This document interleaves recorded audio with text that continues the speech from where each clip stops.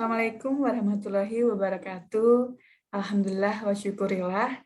Pada kesempatan kali ini, kami kelompok 12 dari mata kuliah Tarikh Tasyrik akan mempresentasikan makalah mengenai legislasi hukum Islam di Indonesia, di mana mata kuliah ini diampu oleh Bapak Ali Kadarisman MHI. Yang pertama, di sini saya, Marcella Rosana Putri, dengan NIM 200202-110-139, akan menjelaskan mengenai teori pemberlakuan hukum Islam di Indonesia. Yang pertama, ada teori receptio in complexio.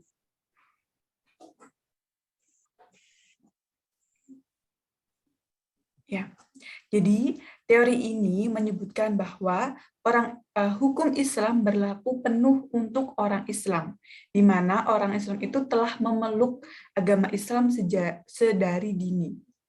Walaupun dalam pelaksanaannya terdapat penyimpangan-penyimpangan dan ketidaksesuaian dengan aturan-aturan yang telah ditetapkan oleh syariat. Teori ini dibawa atau diperkenalkan oleh Profesor Mr. Ludwig William Christian van den Berg 1845 sampai 1927. Hukum Islam di sini dikhususkan atau dispesifikasikan, yakni hukum perkawinan dan hukum waris, tetap diakui ketika Belanda menjajah atau menguasai Indonesia.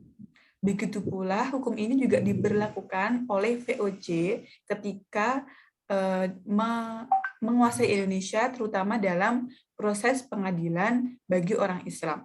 Bahkan ketika VOC menguasai Indonesia, hukum ini dibukukan dan dikenal dengan Kompendium Fraser atau kumpulan aturan perkawinan dan waris menurut hukum Islam yang berlaku bagi orang Islam di Indonesia. Landasan dalam teori ini dimuat dalam STBL Belanda tahun 1854. Jadi, teori receptio in complexio itu adalah hukum Islam itu berlaku penuh bagi orang Islam di Indonesia. Bahkan ketika Belanda menguasai Indonesia dan VOC menguasai Indonesia. Yang kedua, di sini ada teori resepti. Teori resepti ini berkebalikan dengan teori sebelumnya atau teori receptio in complexio. Mengapa?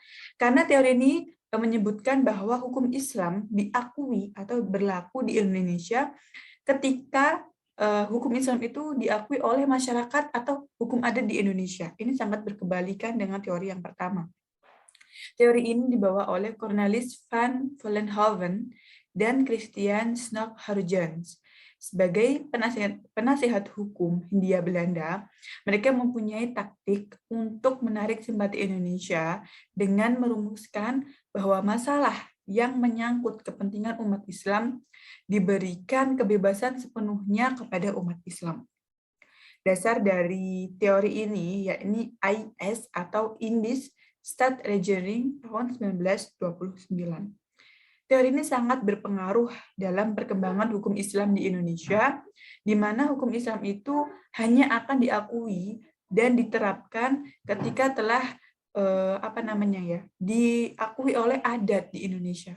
Ini kan sangat berkebalikan dengan teori yang pertama, seperti itu. Jadi di sini menekankan bahwa hukum Islam itu diakui ketika sesuai dengan hukum adat dan diakui oleh hukum adat.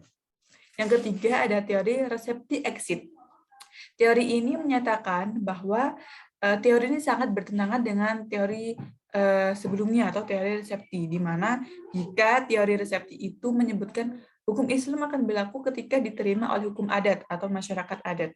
Tapi sejak kemerdekaan Indonesia tahun 1945, secara tegas Undang-Undang 1945 menyatakan bahwa negara berdasarkan ketuhanan yang Maha Esa dan menjamin kebebasan penduduk memeluk agama serta beribadah sesuai keyakinan masing-masing. Hal ini termasuk exit atau keluar. Maksudnya, teori ini berkebalikan, keluar dari aturan-aturan hukum adat. Seperti itu. Teori ini dibawa atau diperkenalkan oleh Profesor Hazain yang memberikan pandangan terhadap teori-teori ini. Sehingga teori ini dikembalikan lagi bahwa hukum Islam berlaku sejak kemerdekaan Indonesia tahun 45. Yang keempat ada teori resepti contrario.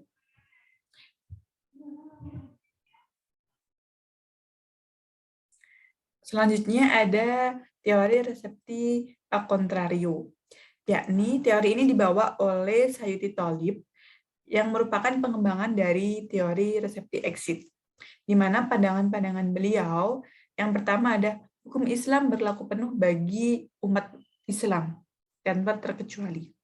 Yang kedua, hal tersebut sesuai dengan cita-cita, keyakinan, dan moral bangsa. Yang ketiga, hukum adat berlaku ketika tidak bertentangan dengan syariat-syariat Islam. Sehingga teori ini tuh jadi pengembang atau teori kelanjutan dari teori resepti exit, yang dimana ketika teori resepti exit itu memberlakukan kembali hukum Islam, di sini ada pengembangan bahwa hukum adat tetap dipergunakan ketika tidak bertentangan dengan syariat-syariat Islam. Teori ini juga disebut sebagai teori pematah. Kenapa? Karena ini sangat berlawanan dengan teori resepti. Dua tokoh yang telah menyampaikan, yakni Profesor Hazain dan Sayyidi Tholib, menekankan bahwa hukum Islam, khususnya pernikahan dan mawaris, berlaku bagi umat Islam. Yang terakhir ada teori Recoin atau teori Receptio Contextual Interpretario, yakni teori ini memberikan gambaran bahwa interpretasi terhadap teks kontekstual ayat-ayat Al-Quran. Teori ini dicetuskan oleh beliau yang bernama Afdal, pakar hukum Universitas Airlangga, Surabaya, bahwa perkara-perkara diputuskan oleh, atau perkara-perkara umat itu diputuskan oleh pengadilan negeri, dan kecenderungan masyarakat itu memilih atau cenderung menerapkan hukum adat yang mereka menilai bahwa hukum adat itu lebih adil daripada hukum Islam. Salah satu contohnya dalam pembagian waris, perempuan dalam Islam memiliki bagian waris separuh atau laki-laki 2 kali dari perempuan. Yang dalam hukum adat itu tidak adil, dianggapnya seperti itu. Sehingga menurut Afdal, ini butuh penafsiran dari teks-teks Al-Quran, dari sumber pedoman hukum Islam. Sehingga mereka tidak salah dalam menafsirkan hukum-hukum Islam yang berlaku, sehingga mereka tidak kembali atau tidak menyimpang kepada hukum adat yang telah ada. Selanjutnya akan disampaikan oleh rekan saya, Elfati Kamelia. Yuk.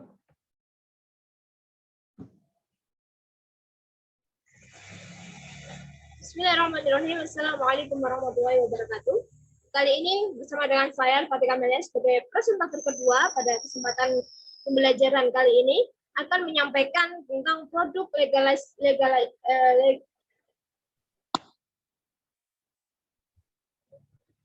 legislasi hukum Islam.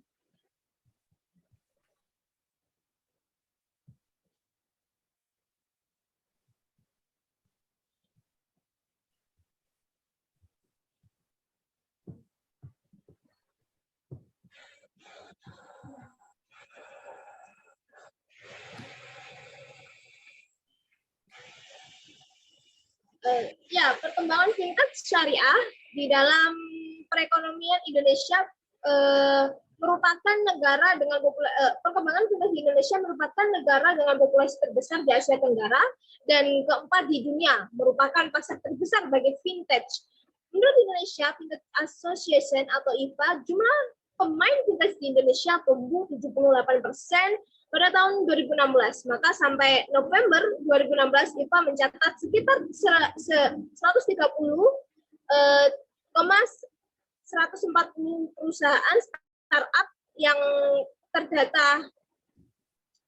10 hal tersebut merupakan bahwa Indonesia menyebut baik kehadiran fintech untuk memenuhi kebutuhan finansial pada umumnya. Fintech di Indonesia memiliki potensi yang sangat besar karena dapat memberi solusi untuk kebutuhan mendesak yang tidak dapat diberikan oleh lembaga keuangan tradisional, khususnya fintech syariah. Perkembangan fintech syariah dengan angka interpretif struktural model atau ISM terdiri dari 4 kriteria, diantaranya pertama perspektif fungsi fintech, kedua masalah yang dihadapi dalam menghubungkan fintech syariah, ketiga strategi atau dasar pajak yang diperlakukan dalam kerangka pengembangan fintech syariah, keempat yakni eksistensi atau aktor yang terlibat dalam pengembangan fintech syariah di Indonesia. Konstruksi akad dalam arti khusus dikemukakan oleh ulama fikih antara lain ikatan antara ijab dan qabul berdasarkan ketentuan syarak yang berimplikasi pada objeknya online kontrak, meskipun merupakan fenomena yang baru namun masih berlaku asas-asas hukum kontrak pada umumnya maupun hukum kontrak sesuai syariah. Dalam segi perikatan sesuai hukum Islam atau sesuai syariah, kontrak melalui media teknologi informasi tetap harus memenuhi rukun dan syarat akad. Pada pasal 21 Peraturan Mahkamah Agung nomor 2 tahun 2008 tentang komunikasi hukum ekonomi syariah disebutkan bahwa akad dilakukan berdasarkan asas-asas yaitu ikhtiari atau sukarela. Kedua,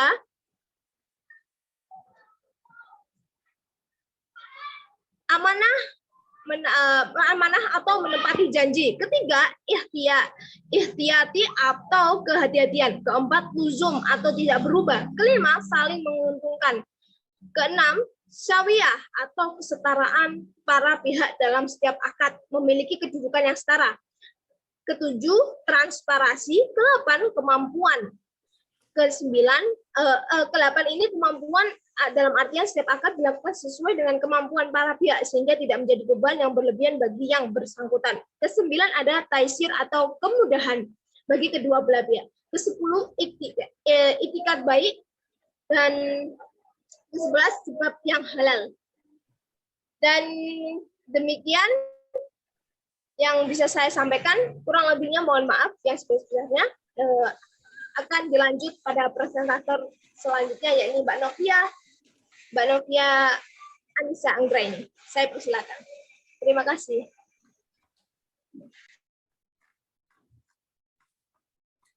Baik, Assalamualaikum warahmatullahi wabarakatuh. Saya presentator ketiga akan melanjutkan materi selanjutnya, yakni kondisi sosial politik hukum umat Islam di Indonesia. Dari Subhi Masani mengatakan bahwa jika terjadi perubahan di suatu bidang tertentu dalam masyarakat, semisal politik, sosial, dan ekonomi, maka perubahan itu akan mempengaruhi bidang-bidang lain, termasuk dalam bidang hukum. Islam mengakomodasikan dan menyediakan ruang bagi perubahan tersebut, yang mana hukum Islam bisa berubah kapan saja karena perubahan zaman, tempat, dan keadaan. Hukum itu berkisar pada ilat atau alasan yang menyebabkan terjadinya perubahan hukum. Perubahan-perubahan yang terjadi di masyarakat berimplikasi kepada beberapa hal, di antaranya pola pikir dan tata nilai yang ada pada masyarakat.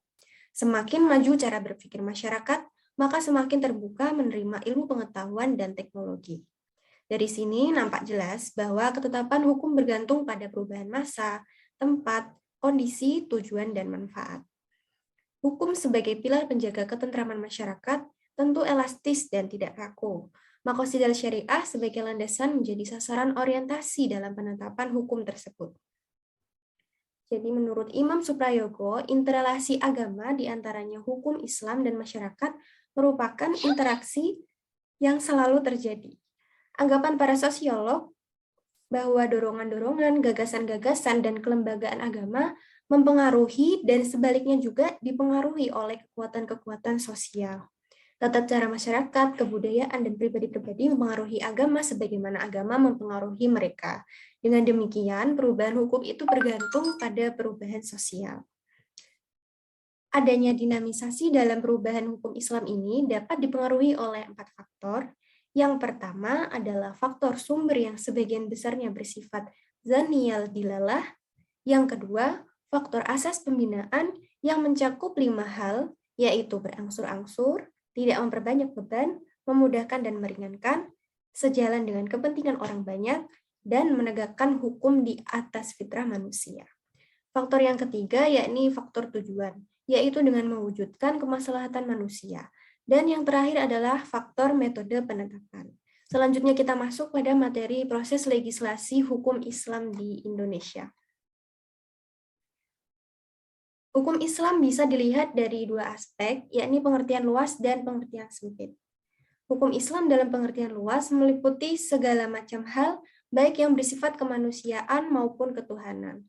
Keduanya merupakan kesatuan rangkaian hubungan antara manusia dan Allah Subhanahu wa Ta'ala, manusia dengan manusia, dan manusia dengan alam sekitar.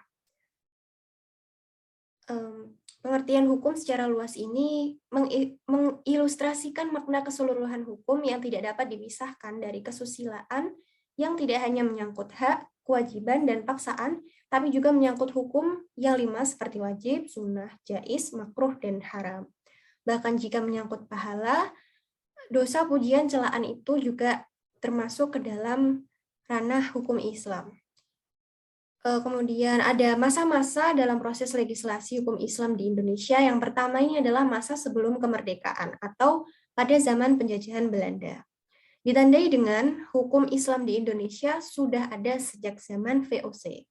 Adanya Regeringsreglement mulai tahun 1855 merupakan pengakuan tegas terhadap adanya hukum Islam.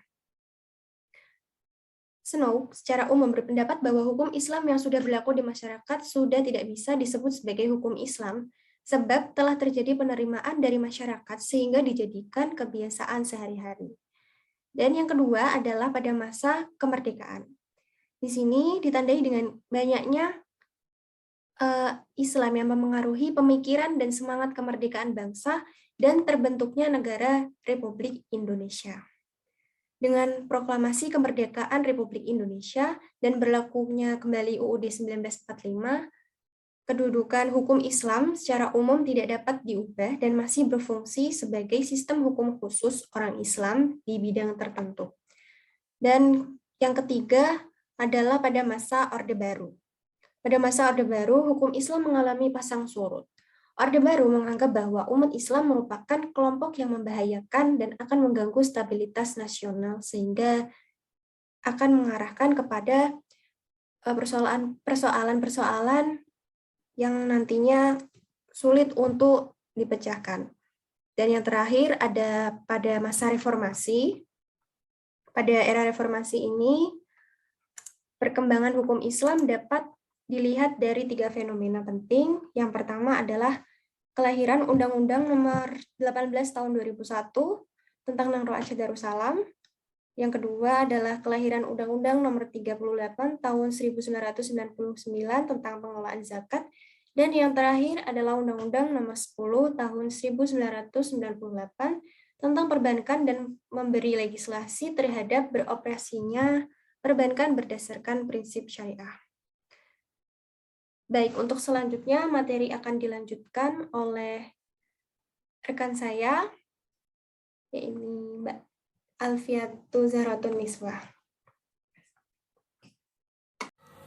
Selanjutnya, saya akan menjelaskan tentang Dewan Syariah Nasional Majelis Ulama Indonesia atau DSN MUI serta peranannya dalam ekonomi syariah Indonesia.